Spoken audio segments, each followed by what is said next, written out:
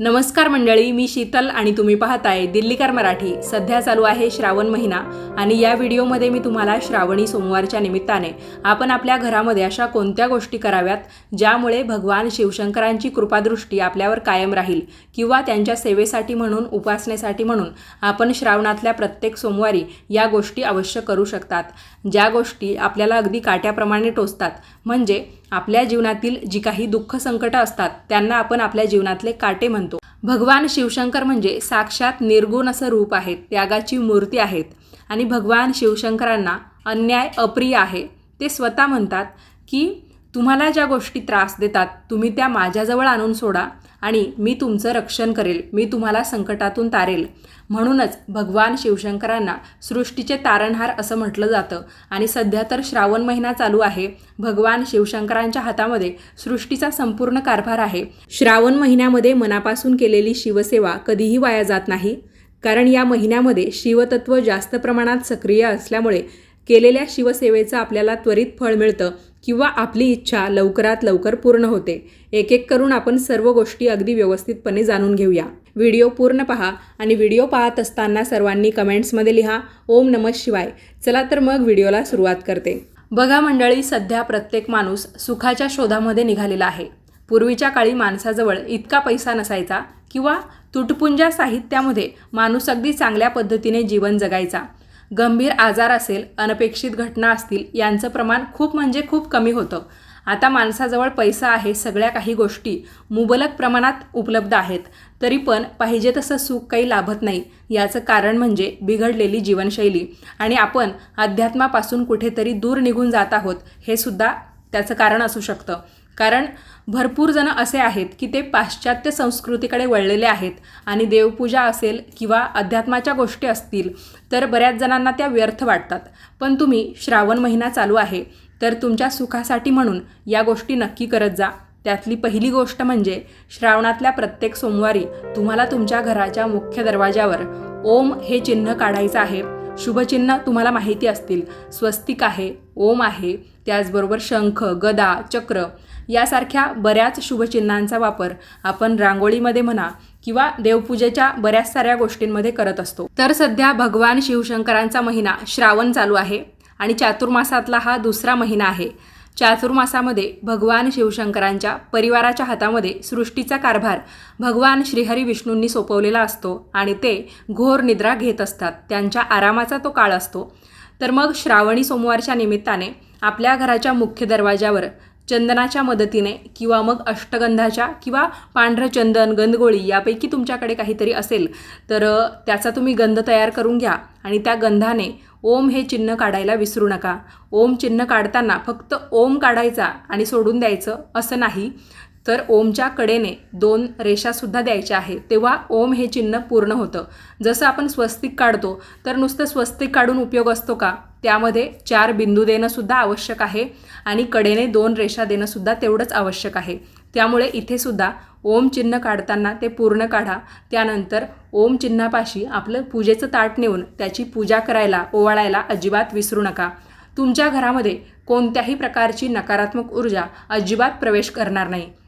आपण सध्या खूप असे जड शब्द वापरतो, माझ्यामध्ये खूप निगेटिव्हिटी आलेली आहे, आपल्या आजूबाजूला खूप निगेटिव्हिटी आहे, आमच्या घरामध्ये पॉझिटिव्हिटी येत नाही। पण याचाच कुठेतरी दुसरा अर्थ आहे की आपल्या घरामध्ये मांगल्य नाही आहे, आपल्या घरामध्ये चैतन्य नाही आहे। तर धार्मिक गोष्टींमध्ये हे जे शब्द वापरले जातात त्यांचा अर्थसुद्धा कुठेतरी हाच आहे। तुम्ही जी काही पॉझिटिव्हिटी, जी काही सकारात्मकता, नकारात्मकता या गोष्टी बोलत असतात तर मांगल्य, चैतन्य हा सुद्धा त्याच गोष्टींचा अर्थ आहे। त्यामुळे आपल्या घरामध्ये मांगल्य यावं, चैतन्य राहावं यासाठी तुम्ही तुमच्या घराच्या मुख्य दरवाजावर भगवान शिवशंकरांचं शुभचिन्ह ओम लिहिलं किंवा काढलं तर कुणाचीही ताकद नाही की वाईट शक्ती असतील किंवा ज्या गोष्टी तुम्हाला त्रासदायक ठरतात की त्या तुमच्या घरामध्ये प्रवेश करू शकतील।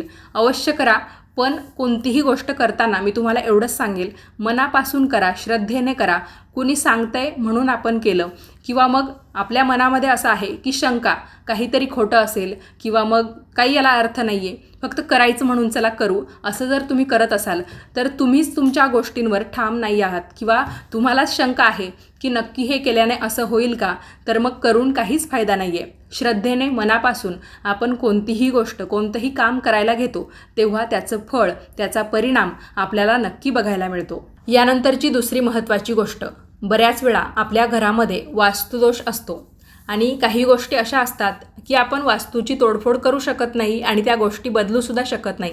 मात्र त्या गोष्टींचा परिणाम आपल्यावर होऊ नये किंवा वास्तुदोषाचा कोणताही वाईट परिणाम आपल्या कुटुंबियांवर होऊ नये म्हणून आपण वेगवेगळे उपाय करत असतो. तसं पण आपल्या सुखासाठी म्हणून वास्तूची तोडफोड करणं कधीही बरोबर नाही. कारण आपल्याला वास्तुदोष लागलेला असेल किंवा आपल्याला एखाद्या विश्वासू गुरुजींनी, पंडितजींनी हे सांगितलेलं असेल की तुमच्या घरामध्ये वास्तुदोष आहे, तुमचा दरवाजा असेल, तुमची बेडरूम असेल किंवा कोणतीही गोष्ट की त्यांची दिशा बरोबर नाही, तेव्हा जर आपण आपल्या घरामध्ये या गोष्टीची आपण दुरुस्ती केली पाहिजे किंवा तोडफोड करून आपण ती गोष्ट योग्य पद्धतीने बदलवली पाहिजे असा अट्टहास करत असाल तर तुम्हाला त्याच्या दुपटीने पुन्हा वास्तुदोष लागतात, हे लक्षात ठेवा. त्यामुळे तुमचं घर जसं असेल, घर आपल्या प्रत्येकाला किती महत्त्वाचं असतं हे आपण जाणतोच. ज्याला घर नाही किंवा जो स्वतःचं घर तयार करण्यासाठी खूप वणवण करतो आहे किंवा खूप सारी पुंजी तो जमवण्याचं काम करत आहे की माझं स्वतःचं घर मला हवं आहे किंवा एक सावली, छत्र आपल्याला हवं आहे म्हणून प्रयत्न करतो. त्यामुळे मग तोडफोड न करता जे घर आहे त्या घरामध्ये अगदी व्यवस्थितपणे तुम्ही राहा. जरी भाड्याच्या घरात राहतात तरी व्यवस्थितपणे राहा, पण काही छोटे मोठे उपाय करा जेणेकरून जी काही बिघडलेली स्थिती असते तुमच्या घराची किंवा घरामध्ये असणाऱ्या या वास्तुदोषामुळे, तर ती नक्कीच दूर व्हायला मदत होते. तुम्हाला श्रावणी सोमवारी तुमच्या घरी डमरू आणायचा आहे. जर असेल तर आणण्याची गरज नाही, आहे तोच वापरा.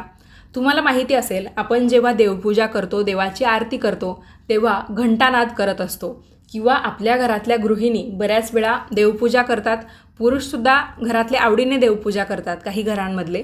तर मग शेवटी पूजा वगैरे झाली की धुपाचं ताट ते आपल्या एका हातामध्ये घेतात आणि डाव्या हातामध्ये घंटी घेतात. संपूर्ण घरामध्ये ते धुपाचं ताट फिरवतात. यामुळे काय होतं, नकारात्मक शक्तींचा ऱ्हास होतो, त्या पळून जातात. घरामध्ये एक प्रकारे त्या धुपाच्या सुवासाने चैतन्य येतं आणि घंटीमुळे सुद्धा जे काही नकारात्मक जीव आहेत ते आपल्यापासून दूर निघून जातात. त्यांना त्या घंटीचा आवाज सहन होत नाही. त्याच पद्धतीने आपण आरतीच्या वेळा एकतर घंटी किंवा टाळ यासारख्या साहित्याचा वापर करतो आणि घंटानाद करण्याचा सुद्धा तोच अर्थ आहे की नकारात्मक गोष्टींना दूर पळवणे आणि आपल्या घरातल्या वातावरणामध्ये एक प्रकारचं चैतन्य आणणे. आता श्रावण महिना चालू आहे, त्या निमित्ताने आपण डमरू आणतो. तर मग हा डमरू तुम्ही श्रावणाच्या प्रत्येक सोमवारी तुमच्या घरामध्ये वाजवत जा. तुमच्या घराचा मुख्य दरवाजा असेल, घरामध्ये जेवढे कोपरे असतील तर तेवढ्या सगळ्या कोपऱ्यांमध्ये संपूर्ण घरभर तुम्ही एकदा महादेवांची पूजा झाली, भलेही तुम्ही घरी करत नसाल पण मंदिरात जरी करून आलात तरी पण एकदा सकाळी आणि एकदा संध्याकाळी अवश्य तुम्ही डमरूचा नाद करा. यामुळे सुद्धा तुमच्या घरामध्ये मंगलमय वातावरण तयार व्हायला मदत होईल आणि आपण सुद्धा कुठेतरी थोड्या प्रमाणात का होईना आध्यात्मिक गोष्टी पाळतो याचं समाधान तुम्हाला लाभेल. यासोबतच घरामधले वास्तुदोष, पितृदोष, इतर कोणत्याही प्रकारचे गंभीर दोष किंवा घरामध्ये वादावादी, भांडणं यासारखा प्रकार घडत असेल तर तो सुद्धा निघून जाईल. एखाद्याला अनामिक भीती वाटत असेल, त्याची चिडचिड होत असेल काही ठराविक दिवसांमध्ये, तर हा प्रकारसुद्धा त्याचा कमी होईल. यानंतरची तिसरी महत्त्वाची गोष्ट जी तुम्ही श्रावणाच्या सोमवारी करायची आहे, तुम्ही खूप आर्थिक समस्यांचा सामना सध्या करत असाल किंवा तुम्हाला पैशांची चणचण असेल, तुमच्याकडे पैसा भरपूर आहे पण या पैशांचा कुठेतरी अपव्यय होत आहे असं तुम्हाला वाटत असेल, म्हणजे तुमची अपेक्षा नसतानासुद्धा अचानक कोणताही खर्च उभा राहतो आणि तुमचा पैसा तिथे पाण्यासारखा खर्च होतो, तर तुम्ही काय करायचं, जोपर्यंत श्रावण महिना चालू आहे तोपर्यंत श्रावणाच्या कोणत्याही सोमवारी शिवलिंगाची पूजा केल्यानंतर तिथलं बेलपत्र तुम्हाला घ्यायचं आहे. घरी पूजा करत असाल तर दिवसभर शिवलिंगावर बेलपत्र राहू द्या आणि संध्याकाळी ते उचलून घ्या, किंवा मंदिरात जाऊन तुम्ही पूजा करत असाल तर मंदिरातून एखादं बेलपत्र घरी आणा. तुम्हाला जास्त बेलपत्र आणायची नाही आहे, फक्त एकच बेलपत्र आणायचं आहे भगवान शिवशंकरांचा आशीर्वाद किंवा त्यांना आवडणारी ही गोष्ट म्हणून.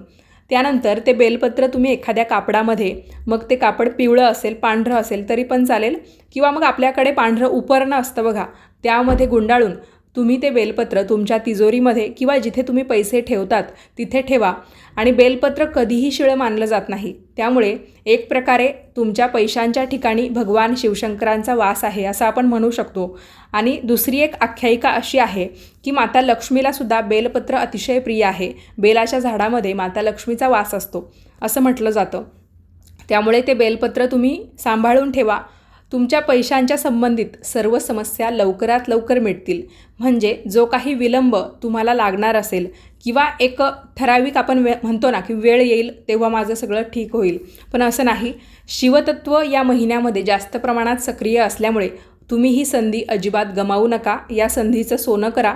नक्की तुम्हाला बेलपत्राचा हा अनुभव खूप चांगल्या प्रकारे येईल.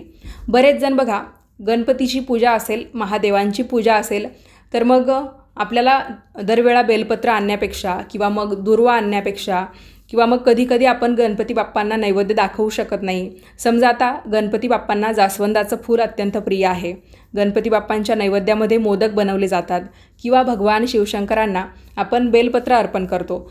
तर मग सारखं आणण्यापेक्षा आपण काय करू की चांदीचं बेलपत्र तयार करून घेऊ किंवा गणपतीला आपण चांदीचं गणपतीचं फूल किंवा चांदीचे मोदक. आता इथे मी ठराविक म्हणजे चांदीच नाही, तर आपण काय करतो की ज्या गोष्टी निसर्गनिर्मित आहे, निसर्गाने आपल्याला वरदानाच्या स्वरूपात दिलेल्या आहेत, त्या गोष्टी सोडून कुठेतरी जास्त पैसा खर्च करायला बघतो. की आपण काय करू, एखाद्या विशिष्ट धातूमध्ये गणपती बाप्पांचे मोदक असतील किंवा गणपती बाप्पांना आपण सोन्यामध्ये किंवा चांदीमध्ये एखादं फूल, मग ते झेंडूचं फूल असेल किंवा जास्वंदाचं फूल असेल, ते तयार करून घेऊ. महादेवांनासुद्धा दरवेळा कशाला आपण बेलपत्र बघायला जायचं, कधी कधी मिळत पण नाही, मग चांदीमध्येच बेलपत्र तयार करून घेऊ. असं करू नका, कारण देव असं कधीही म्हणत नाही की तुम्ही मला ठराविक सोन्या चांदीच्या गोष्टीच अर्पण करा आणि मगच मी तुम्हाला प्रसन्न होईल. मग या निसर्गनिर्मित गोष्टींचं काहीच महत्त्व नसतं. मग तर आपण प्रत्येकाने सगळं काही आर्टिफिशियलच बनवून घ्यायला पाहिजे होतं, की जे माणसाने तयार केलेलं आहे. ज्या गोष्टी निसर्गाने आपल्याला वरदानाच्या स्वरूपात दिलेल्या आहेत त्यांचं काहीतरी महत्त्व आहे, त्यांच्यामध्ये काहीतरी गुणधर्म आहे. समजा ताजं झाडाचं बेलपान किंवा मग जिवंत झाडाचं बेलपान आणि चांदीचं बेलपान यामध्ये फरक हा आहे की त्या खरोखरच्या बेलपत्रामध्ये त्याचा स्वतःचा काहीतरी गुण आहे, गुणधर्म त्यामध्ये आहे, औषधी आहे ते पान. पण चांदीच्या त्या बेलपत्रामध्ये ते गुण उतरणार आहेत का? फक्त एक धातूच्या स्वरूपात तुम्हाला तो बेलपत्राचा आकार दिसेल. त्याच पद्धतीने बऱ्याच वेळा आपण नैवेद्याच्या स्वरूपामध्ये काही पदार्थ असे तयार करून घेतो. मोदक असतील किंवा देवांना दाखवण्याचे नैवेद्य असतील तर ते सुद्धा आपण चांदीमध्ये बनवून घेऊ आणि बाप्पांजवळ किंवा देवांजवळ ते ठेवून देऊ असा अट्टहास करतो. आणि याचं कारण आपण म्हणजे हे सगळं का करतो की या गोष्टी केल्यामुळे आपल्या आर्थिक समस्या दूर होतील. कशा काय होतील? तुम्ही अगोदरच आर्थिक समस्येने त्रस्त आहात आणि अजून तुम्हाला त्या समस्या घालवण्यासाठी खर्च करायचा असेल किंवा मग सोनं चांदी यामध्ये तुम्हाला अजून पैसा घालवायचा असेल तर तुम्ही अजून कर्जबाजारी किंवा अजून पैशांच्या समस्येने त्रस्त व्हाल की तुम्हाला सुख लाभेल याचा विचार तुम्ही करायला हवा. कारण समजा आपण स्वतः माणूस आहोत, आपल्याला जर कोणी सोन्या चांदीच्या वस्तू खायला आणून दिल्या, आपण खाऊ शकू का? नाही. आपण जे काही अन्नपदार्थ तयार करतो तेच आपल्याला व्यवस्थित खाता येतील. त्यामुळे या गोष्टी देवाला अर्पण करण्यापेक्षा तुम्ही ज्या काही निसर्गनिर्मित गोष्टी आहेत त्या वापरण्यावर आणि त्यानेच आपली देवपूजा पूर्ण करण्यावर भर द्या. यानंतरची पुढची महत्त्वाची गोष्ट, बऱ्याच वेळा आपण वाईट शक्तींच्या प्रभावाखाली येतो. आपण कितीही नाही म्हटलं तरी वातावरणामध्ये नकारात्मक शक्तींचं प्रमाण खूप जास्त आहे आणि नकारात्मक शक्तींच्या प्रभावाखाली प्रत्येक माणूस येत असतो. कारण आपण म्हणतो ना की पॉझिटिव्ह गोष्टी किंवा सकारात्मक गोष्टी माणूस लवकर शिकत नाही, पण नकारात्मक गोष्टींचा परिणाम त्याच्यावर लवकर होतो. त्याच पद्धतीने आपण या गोष्टींना कुठेतरी नजर लागली किंवा दृष्ट लागली असंही म्हणतो. आणि यामुळे काय होतं, आपण करत असलेलं काम बिघडतं किंवा आपलं डोकं दुखणं, चिडचिड होणं किंवा कशातही मन न लागणं, सगळं काही सोडून द्यावं असं वाटणं किंवा पैशांचा अपव्यय होणं यासारख्या गोष्टी घडू लागतात आणि आपल्याला अर्थातच त्या त्रास द्यायला लागतात. आणि आपण या वाईट गोष्टींना कुठेतरी आपल्या जीवनातले काटे आहेत असं म्हणतो. त्यामुळे मग काय करायचं, या गोष्टीवर उपाय म्हणून श्रावणातल्या रविवारी, मग तो कोणताही रविवार असेल, म्हणजे आता श्रावणातले 3 सोमवार तर झालेले आहेत, आता चौथा सोमवार येईल, तर मग येत्या रविवारी तुम्ही हा उपाय करून बघा, किंवा येत्या रविवारी जमणार नसेल तर पुढचा सोमवार आहे तो शेवटचा असणार आहे, तेव्हासुद्धा तुम्ही तो उपाय करून बघू शकता. रविवारी झोपण्या अगोदर आपल्या उशाशी एका छोट्याशा भांड्यात भरून दूध ठेवायचं. दुसऱ्या दिवशी अंघोळ झाल्यानंतर ते दूध घेऊन जिथे बाबळीचं झाड असेल तिथे जायचं आणि बाबळीच्या झाडाच्या मुळाशी तुम्हाला ते दूध अर्पण करायचं आहे. लक्षात ठेवा, झोपण्याच्या वेळा तुम्ही तुमच्या उशाला जे दूध ठेवाल ते झाकायचं नाही, उघडं ठेवायचं आणि दुसऱ्या दिवशी घेऊन ते बाबळीच्या झाडाला अर्पण करायचं. त्यानंतर मागे वळून बघायचं नाही. आल्यानंतर अंघोळ करा किंवा स्वच्छ हातपाय धुवा, महादेवांपाशी जाऊन नमस्कार करा आणि त्यानंतर तुम्ही तुमच्या कामाला सुरुवात करू शकता. यामुळे तुम्हाला लागलेली जी काही नजर आहे किंवा त्यामुळे तुमच्या आयुष्यामध्ये जे काही काटे यायला सुरुवात झालेली आहे ते सुद्धा कायमचे बोथट होऊन जातील किंवा निघून जातील. आता या व्हिडिओमधला सगळ्यात शेवटचा भाग. आपल्याला आपल्या गळ्यामध्ये किंवा हातामध्ये रुद्राक्ष घालण्याची बऱ्याच वेळा इच्छा असते. याचं कारण म्हणजे भगवान शिवशंकर आपल्यासोबत कायमस्वरूपी आहेत. आपल्यावर कोणत्याही प्रकारचं संकट येणार नाही किंवा आलं तरी भगवान शिवशंकर आपल्याला त्यातून तारतील या इच्छेने किंवा या धारणेने बरेच जण रुद्राक्ष परिधान करतात. रुद्राक्ष कसा सिद्ध करायचा याबद्दलची माहिती मी तुम्हाला सांगते. अगदी साध्या सोप्या पद्धतीने लवकरात लवकर आपण रुद्राक्ष सिद्ध करू शकतो. त्यासाठी तुम्हाला 3-4 दिवस देण्याची अजिबात गरज नाही. तर तुम्ही काय करायचं, रविवारच्या संध्याकाळी प्रदोष काळामध्ये, म्हणजे जेव्हा सूर्य मावळतो ना, ती जी वेळ असते ती सुद्धा प्रदोष काळाची असते. तर त्यावेळेस तुम्ही सर्वप्रथम शिवलिंगाची पूजा करून घ्या एकदम साध्या सोप्या पद्धतीने. म्हणजे शिवलिंगाला अभिषेक करायचा. त्यानंतर शिवलिंग स्वच्छ करून तुम्ही जिथे स्थापन करतात तिथे करायचं. शिवलिंगावर एखादं बेलपत्र किंवा पांढरं फूल वाहायचं. चंदनाचा किंवा भस्माचा त्यांना गंध लावायचा. धूपदीपांनी ओवाळायचं. ओम नमः शिवाय म्हणून नमस्कार करायचा. त्यानंतर तुम्ही परिधान करण्यासाठी म्हणून आणलेला रुद्राक्ष सर्वप्रथम शुद्ध पाण्याने स्वच्छ करायचा. त्यानंतर दुधाने स्वच्छ करायचा. त्यानंतर तूप टाकून स्वच्छ करायचा. म्हणजेच काय, त्या संपूर्ण रुद्राक्षावर तुम्हाला गाईचं तूप लावायचं असतं. पुन्हा एकदा पाण्याने तो रुद्राक्ष स्वच्छ करून घेतला की त्याच्यावर भस्म टाकायचा, ज्याला आपण विभूती म्हणतो किंवा अंगारा म्हणतो. तुमच्या घरामध्ये तुम्ही धूप, अगरबत्ती यापैकी काही लावत असाल किंवा तुम्ही दुकानातून विभूती, भस्म यापैकी काही आणलेलं असेल शिवपूजनासाठी, तर ती विभूतीसुद्धा तुम्ही त्या रुद्राक्षावर टाकू शकता. म्हणजे पूर्ण त्या विभूतीमध्ये, अंगाऱ्यामध्ये, भस्मामध्ये तुम्हाला तो रुद्राक्ष असा घोळवून घ्यायचा आहे, म्हणजे मिक्स करून घ्यायचा आहे. संपूर्ण भस्म त्या रुद्राक्षाच्या मण्यावर लागला पाहिजे. त्यानंतर काय करायचं, एक धूप पेटवायचा आणि त्या धुपाचा जो काही धूर असेल तो तुम्ही त्या रुद्राक्षाला द्यायचा आहे. हे सगळं करताना तुम्हाला ओम नमः शिवाय, ओम नमः शिवाय हा मंत्र तुमच्या मुखामध्ये राहू द्यायचा आहे. आणि त्यानंतर एखाद्या काळ्या धाग्यामध्ये किंवा तुम्ही चेन वगैरे जे काही आणलेलं असेल त्याच्यामध्ये ओवून तुम्ही तो रुद्राक्ष तुमच्या गळ्यामध्ये घालू शकता. याबद्दल तुम्हाला अधिक माहिती हवी असेल तर मला कमेंट्स करून सांगा, जेणेकरून रुद्राक्षाबद्दल मी तुम्हाला एक सेपरेट व्हिडिओद्वारे सगळी काही माहिती देईल. आणि आठवणीने तुमच्या घरामध्ये हनुमान चालिसाचं पठण वाचन करायला अजिबात विसरू नका. कारण हनुमान हे एक प्रकारचे रुद्रच आहेत, भगवान शिवशंकरच आहेत ते. फक्त देव जरी एक असला तरी पण त्यांचे अवतार वेगवेगळे आहेत किंवा रूप वेगवेगळे आहेत असं आपण म्हणतो. आणि कदाचित म्हणूनच हनुमान चालिसामध्ये अशा ओळी आहेत बघा, भूत प्रेत निकट नाही आवे, महावीर जब नाम सुनावे. म्हणजेच काय, ज्याच्यासोबत साक्षात महाबली हनुमान आहेत, ज्याच्यावर महाबली हनुमानांचा आशीर्वाद आहे, त्याच्यावर कोणत्याही प्रकारच्या वाईट गोष्टींचा काहीच परिणाम होणार नाही. त्यामुळे हनुमान चालिसाचं पठण वाचन करणं किती महत्त्वाचं आहे हे तुम्हाला समजलं असेलच. चला मंडळी, व्हिडिओबद्दलच्या तुमच्या प्रतिक्रिया आणि प्रश्न आम्हाला कमेंट्स करून कळवा. व्हिडिओ तुम्हाला आवडला असेल तर लाईक करा. उपयोगी वाटला असेल तर जास्तीत जास्त लोकांना पाठवा, म्हणजे त्यांनासुद्धा त्याचा लाभ घेता येईल. भेटूयात पुढच्याच नवीन व्हिडिओमध्ये. तोपर्यंत सर्वांनी काळजी घ्या आणि याच पद्धतीचे धार्मिक, आध्यात्मिक व्हिडिओ पाहण्यासाठी आजच आपल्या दिल्लीकर मराठी या यूट्यूब वाहिनीला सबस्क्राईब करा. व्हिडिओ पाहिल्याबद्दल तुम्हा सर्वांचे खूप खूप आभार आणि श्रावणी सोमवारच्या तुम्हाला भरभरून शुभेच्छासुद्धा.